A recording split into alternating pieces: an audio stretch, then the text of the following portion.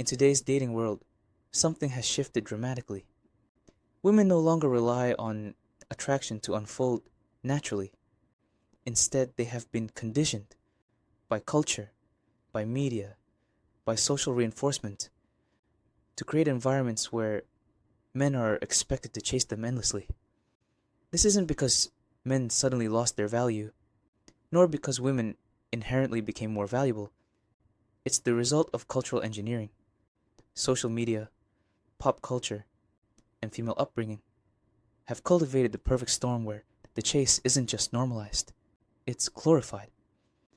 From an early age, women are told they are the prize, that beauty alone entitles them to pursuit, validation, and attention.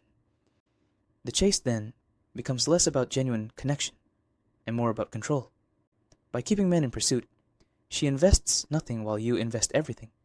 She gains certainty, validation, and power. You gain doubt, anxiety, and a gnawing sense of inadequacy. This is not romance. It's manipulation dressed up as tradition. The psychology of the chase. The chase is a psychological tool. When you're chasing, you're not evaluating her. You're too busy trying to earn her approval. That imbalance is the point.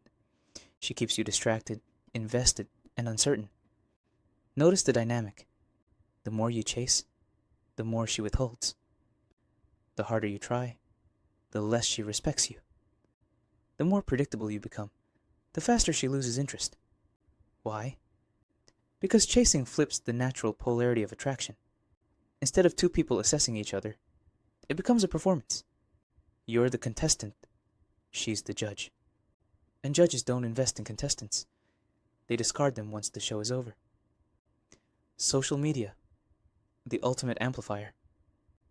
Platforms like Instagram, TikTok, and Snapchat have weaponized this psychology. With a single post, a woman can summon an army of male attention. Likes, comments, DMs. She doesn't even need to be genuinely interested in any of them. A smile, a reply, a breadcrumb of attention keeps dozens, sometimes hundreds, of men circling. In her world, she is the celebrity. You are the fan. And fans chase. Celebrities don't. This is why modern men feel permanently disadvantaged. You're not competing with one or two suitors. You're competing with an entire marketplace of validation designed to inflate her ego at no cost to her. The cultural script, movies, songs, and influencers all promote the same narrative. The man must prove himself endlessly, while the woman waits to be chosen. This script rewrite relationships from partnerships into power plays. In the past, men were respected for what they built, for their leadership, for their provision. Effort flowed from both sides. Today, men are told they must earn even basic attention through relentless pursuit. But here's the brutal truth. Chasing doesn't secure loyalty. It kills respect. The man who chases endlessly becomes entertainment, not a partner. She'll use him for validation until someone else, usually someone who doesn't chase, enters the picture. Why she really wants you to chase. At its core, the chase is not about love. It's about ego. It gives her the thrill of power. It allows her to avoid accountability. It lets her enjoy attention without commitment. The longer you chase, the less she respects you. Persistence isn't read as devotion. It's read as desperation. She doesn't admire the man who sacrifices endlessly. She exploits him. Even her hot and cold behavior is strategic. One day warm, the next day cold. It's designed to keep you guessing, investing, and doubting yourself. That doubt is the fuel of the chase. The illusion exposed. The irony is this. Women don't respect the men who chase them. They respect the men who don't. Why? Because the man who refuses to chase breaks the script. He doesn't fall into predictable patterns of overinvestment. He flips the dynamic. Instead of asking, how do I earn her? He asks, how does she earn me? That subtle shift changes everything. Suddenly she is the one facing uncertainty. She is the one wondering if you might leave, and that uncertainty ignites desire far more than constant pursuit ever could. The power of refusal. When you stop chasing, two things happen. One, the illusion collapses. If she was only playing games, she vanishes.